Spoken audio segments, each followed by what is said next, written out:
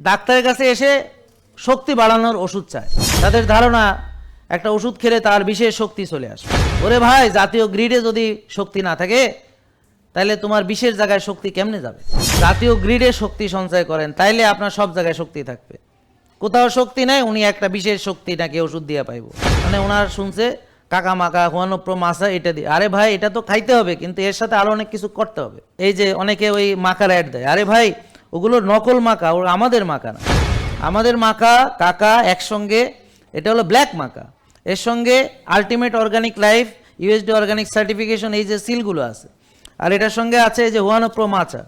এটা কম্বিনেশনে যখন খাবে আর আমাদের সম্পূর্ণ নিয়মকানুন যখন সে মানবে, তখন সে হবে সিংহ পুরুষ। সিংহ পুরুষ, কথা বুঝতে পারছেন?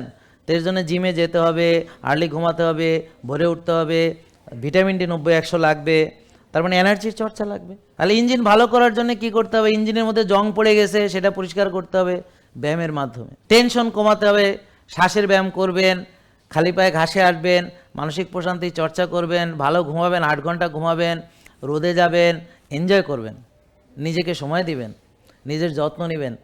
যে কোনো জিনিস যত্ন লাগবে, যত্ন ছাড়া কোনো কিছু ভালো থাকে না। মনে রাখবেন, ফলবান বৃক্ষ, ফুলের গাছ যত্নের প্রয়োজন, আর আগাছা এমনিতেই জন্মায়।